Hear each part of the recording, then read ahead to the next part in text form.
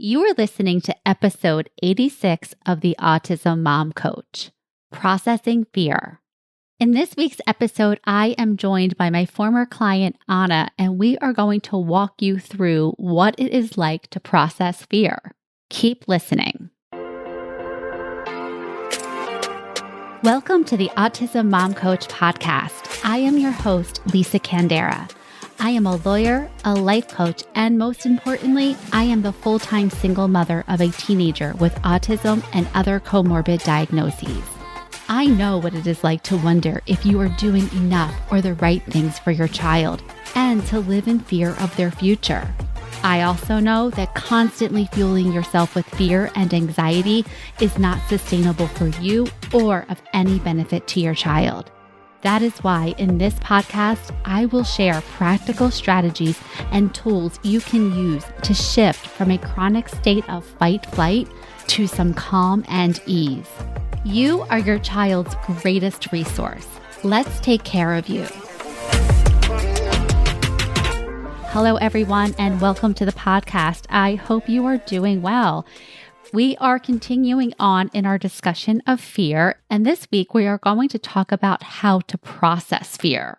Now, of course, I can and I will give you a list of things that you can do to process fear, and I'm even going to share with you a tool that I use all of the time. But sharing a tool, telling you what I do, it's really not the same as experiencing it. And so that's what I want to do by bringing Anna on. So she can come with a real life issue for her. We can talk through it and focus on how she can process this fear without letting it run her. Before we get to that, I'm going to share with you my favorite tool for processing fear, and it is called RAIN, R-A-I-N. It's an acronym. RAIN was developed by Tara Brach, who, if you're not listening to her, she's amazing and you should. RAIN stands for Recognize, Allow, Investigate, and Nurture. So when I feel fear crushing down on my chest or bracing my heart, I go to RAIN. And the first step of RAIN is to recognize that I am feeling fear. This is what fear feels like in my body. It feels like a rock on my chest. It feels like I can't breathe. And then I allow it to be there without going to my brain and thinking of all the reasons I shouldn't feel this way or all the ways that I could fix it or all of the ways that this isn't fair. Remember, when you're in a fight-flight state and you start thinking all of those fight-flight emotions, you're just creating more fear. So instead of going to all of those thoughts, I allow the emotion to be there in my body. I breathe through it and I try my best to relax myself, to get myself to actually breathe. Because when I'm in a state of fear, I'm usually holding my breath. And then I investigate. What is it that I am telling myself? What is it that I am believing right now that is causing me so much pain? And this just allows me to separate the experience that I'm having from the thoughts that I'm having about it. Instead of getting lost in all of these thoughts that I think are true, just recognizing that right now I am having an emotional, biological response to something that I'm believing that's causing me pain. And finally, the N of RAIN is to nurture. And this is what we do for ourselves. The deep breathing. I like to put a hand on my heart and to feel the hand on my heart and the heart with a hand on it. That's a way for me to relax and to get into my body. Saying things that are comforting to me, that are self-soothing, like, of course you feel this way. This is really hard. Anybody would feel this way. When you are in a fight-flight state, you can down-regulate that state by processing the fear, not avoiding it, not resisting it, but actually allowing it to be there, breathing through it, and being kind to yourself. When you do this, when you slow down, when you go from feeling that bracing fear or tension in your body, and instead of doing something, instead of getting on Google or telling somebody off or writing a strongly worded text or whatever it is, if you're able to pause, you are slowing things down because speed is an accelerant to the fight flight. So when you're in fight flight, you want to slow down, and rain is a way that you can do that. It's a way that you can slow down. It's a way that you can process the emotion so that you come out on the other side of it. And the other side is more safety, more rational thinking, more of an ability to respond the way you want versus react from fear. All right, with that, I am going to turn it over to Anna. All right, so now I want to take a live example of processing fear. And for that, I have invited my former client, Anna, onto the show. She's going to explain to us a situation that she's having, and then we're just going to go from there. So over to you. Tell us what is creating fear in your life right now. Well, thanks for having me and helping me process this. So the fear that I'm having right now is kind of I guess you could say it's a recurring fear that has recently kind of bubbled back up to the surface after I had already tried to process it once in the past. And it really revolves around school safety. Unfortunately, we all know that we continue to have these tragic situations with school shootings. We hear about it all the time in the news. And I have 5-year-old twin boys who are in kindergarten this year. And so the interesting thing is, I'm actually a former teacher. That's kind of pretty far in the past now. But as a teacher, I went through active shooter training myself. But I guess I have a totally different perspective on it now, even that I'm a parent and I have kids that are school age. And so back when the Uvalde shooting happened, that produced a lot of severe anxiety for me. And you had actually helped me process that at the time, and I was able to get past that. But then what's kind of bringing it back to the surface now is my husband just got back from a conference. It was a conference for educators and school professionals. And there was a heavy focus on school safety from a facility standpoint. And they specifically talked about active shooter situations and things that they can do with the school facilities or buildings themselves to try to make schools safer in those scenarios. And so my husband came back and shared a lot of this information with me. And I actually had to tell him at one point, like, okay, like, I understand that you're really fired up and passionate about this, but you're actually giving me a ton of anxiety right now. And it took a lot. It took a lot for me to process this fear before. And I literally told him, like, you're going to give me nightmares if you keep talking about this. Mm-hmm.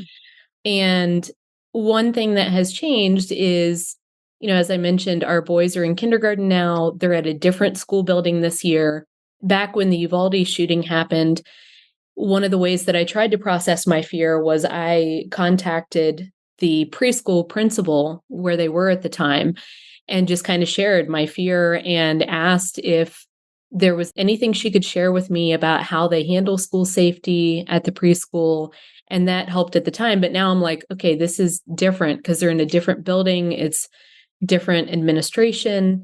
And one thing that concerned me about the physical building when we walked through for open house is pretty much every classroom, from what I could see, has like a huge glass garage door facing into the hallway that can be raised and lowered. And it's supposed to be, like a cool aesthetic thing. And so they can do neat classroom activities utilizing this garage door feature. But I can't help but think that that could be a safety concern. Hopefully it's bulletproof glass. But besides that, like, anyone can be in the hallway and look in and see everyone in that classroom and where they are and what they're doing. So that's kind of where I'm at now, is just some of this anxiety creeping back up again after the information that my husband shared from this conference, and just kind of, worrying about a potential scenario. And I think as special needs parents, in the back of our mind, we always fear, if something like that, God forbid, was to happen, how can our kids in particular be kept safe because of the challenges that they have? Would they know how to follow the safety protocols? Would they be able to stay quiet? Those are just all the thoughts that kind of run through my head. Mm-hmm. Okay. Just going to go back a second and ask you, after the Uvalde shooting in Uvalde, Texas, that was the circumstance. You said that you were having some concerns about school safety. And so you contacted the school Hmm. and they did what? They told you what they do in terms of. So, what she told me, and reflecting back on it now, I also realize I've been wondering, like, why aren't schools more transparent with the community about these school safety issues? And why aren't they more proactive in letting parents know these are our safety protocols? This is what we're doing to keep your kids safe. But I also realize that's tricky because you really don't want to leak too much of that information out because then you're potentially Giving a blueprint. yes, exactly, to people that could potentially be active shooters.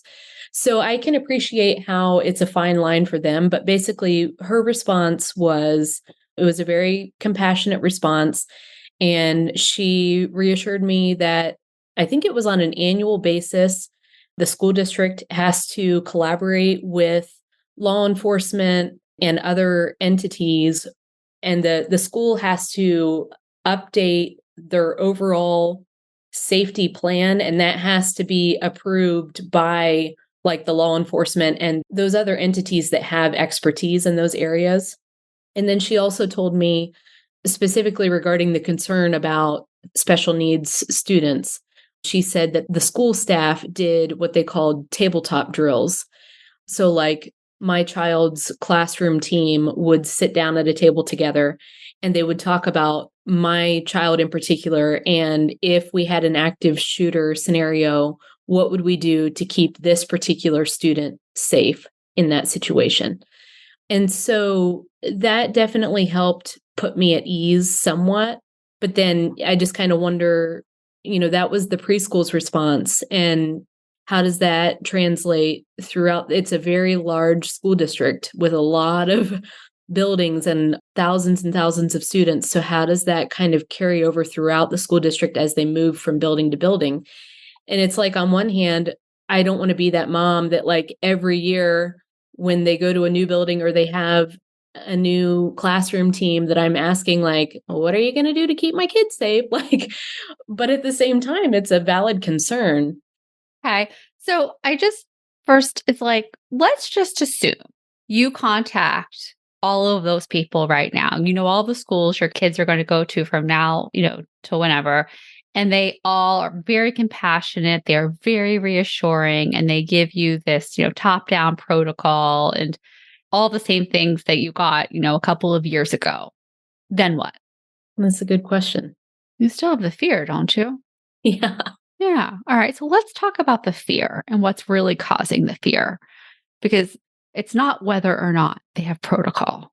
And I know that they have to. Right. I mean, they It's have not to the because protocol.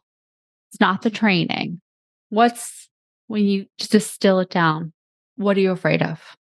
that this could possibly happen and my kids might not be safe Yeah. and something tragic could happen. Yeah.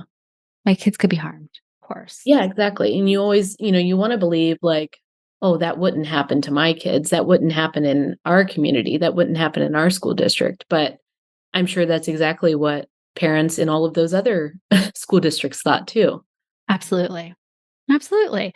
So I want to sit with you a little bit with the fear because you, a person, when they get into that fight flight, you go into action mode. You want a spreadsheet, like that gives you like this, brief sense of I've done something and I've gotten answers and now I can let myself feel better.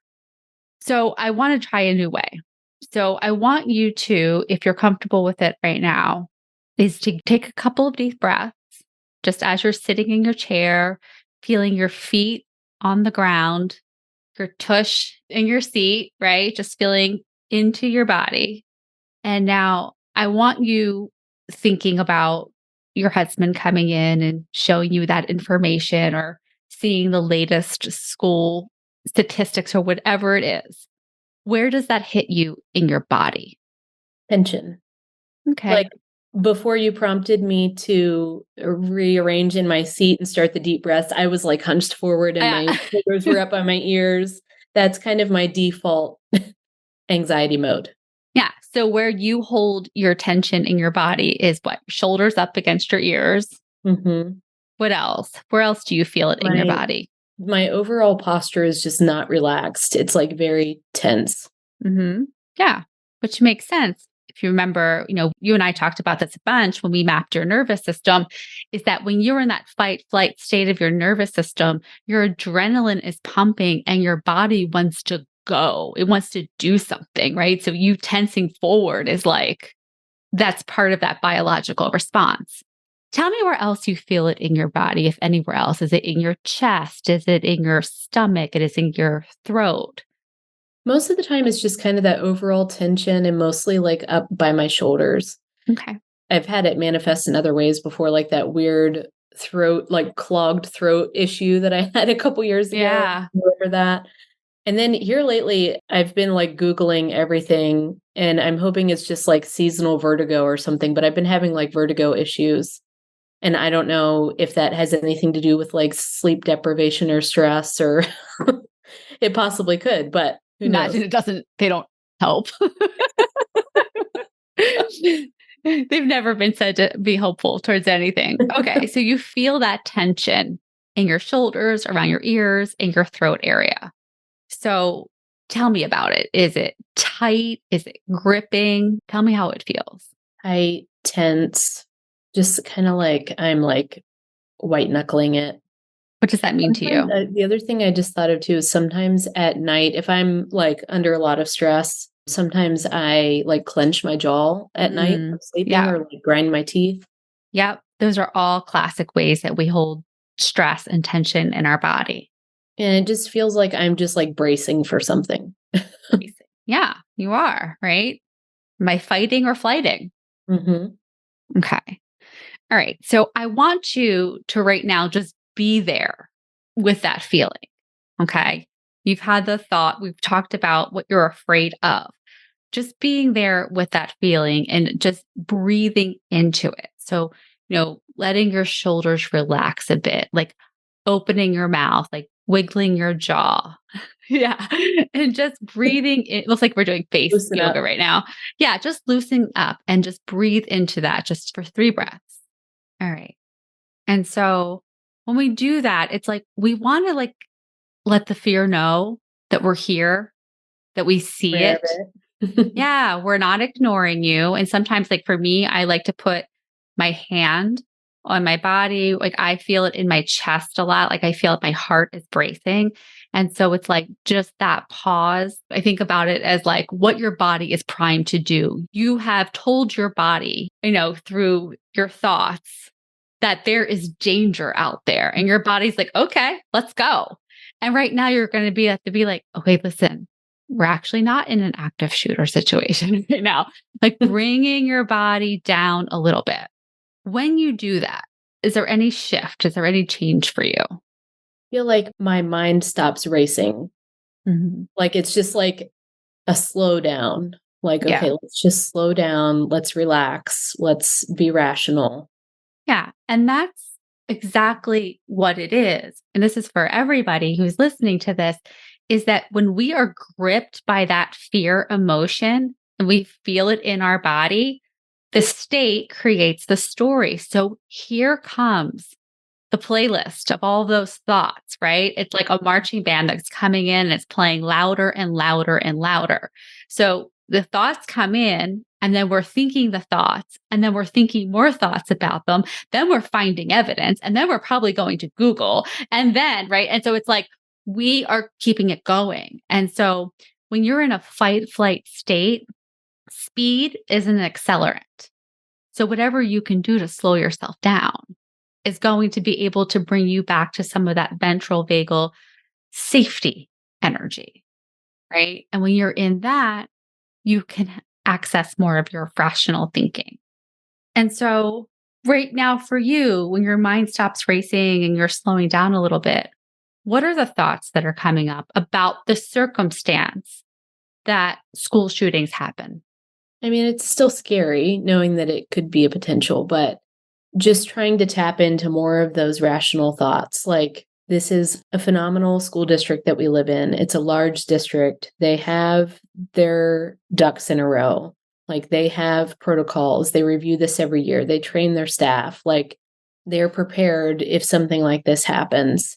And I just need to trust the system, because really the radical alternative is I pull my kids out of school and I homeschool them. And sure, like, that would probably guarantee their safety more. I mean, we could still experience an active shooting situation somewhere else in the community, but My then kid would not have been safer homeschooling with me. That's for sure. but then it's like, at what expense though? I can't be everything for them. I can't replace their speech therapist. I can't replicate the interactions that they have with peers.